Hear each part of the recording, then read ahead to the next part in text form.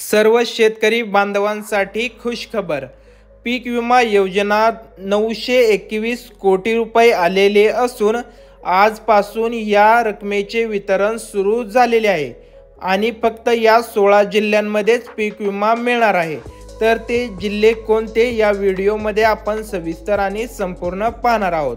तर यामध्ये पहिला जिल्हा आहे नाशिक। नाशिक जिल्ह्याला तब्बल 155 कोटी रुपये एवढा पीक विमा वितरित केला जाणार आहे। यानंतर जळगावमध्ये 4.88 कोटी रुपये एवढा पीक विमा हा वितरित केला जाणार आहे। यानंतर आहे अहिल्यानगर म्हणजेच अहमदनगरला 160 कोटी रुपये एवढा पीक विमा हा वितरित केला जाणार आहे आणि याचे वितरण देखील सुरू आहे। यानंतरचा जिल्हा आहे सोलापूर। सोलापूर जिल्ह्यासाठी 111.41 कोटी रुपये एवढा निधी पीक विम्याच्या स्वरूपात शेतकरी बांधवांच्या खात्यामध्ये वितरित केला जाणार आहे आणि यामध्ये आता वितरण सुरू झालेले असून तुम्हाला पैसे मिळाले की नाही हे तुम्ही चॅनलला सबस्क्राईब करून कमेंट बॉक्समध्ये लगेच कळवणे देखील गरजेचे आहे। तर यापुढील जिल्हे पाहण्या अगोदर लगेच व्हिडिओला लाईक करा। तर यापुढील जिल्हा आहे सातारा। सातारा जिल्ह्यासाठी 6.74 कोटी रुपये एवढा पीक विमा आता वितरित केला जाणार आहे। यानंतरचा जिल्हा आहे सांगली। सांगलीसाठी 22 कोटी रुपये एवढा पीक विमा वितरित केला जाणार आहे। यानंतरचा जिल्हा आहे बीड। बीड जिल्ह्यासाठी 241 कोटी रुपये एवढा पीक विमा वितरित केला जाणार आहे। यानंतर बुलढाणा। बुलढाण्यासाठी 18 कोटी रुपये एवढा पीक विमा शेतकरी बांधवांच्या खात्यामध्ये पीक विमा कंपनीच्या माध्यमातून वितरणास सुरुवात झालेली आहे।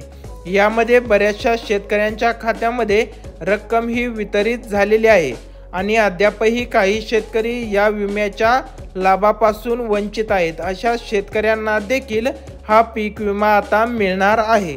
2022 ते 2024 या कालखंडातील हा पीक विमा असून या रकमेचे वितरण सुरू आहे। यानंतरचा जिल्हा आहे धाराशिव।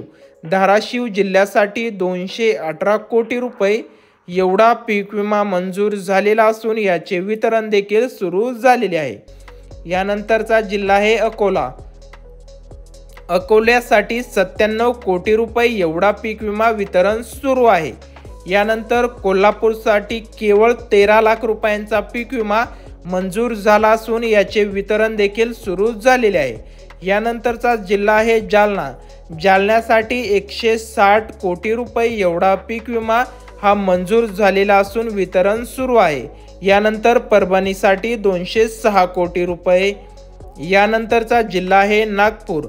नागपूर जिल्ह्यासाठी 52.21 कोटी रुपये एवढा पीक विमा वितरित केला जाणार आहे। लातूरसाठी 244 कोटी रुपये। त्याचबरोबर अमरावतीसाठी केवळ 8 लाख रुपये एवढा पीक विमा वितरण आता होणार आहे आणि याचे वितरण देखील सुरू आहे। तुम्हाला व्हिडिओ आवडला असेल तर व्हिडिओला लाईक करा आणि जास्तीत जास्त हा व्हिडिओ शेअर देखील करा।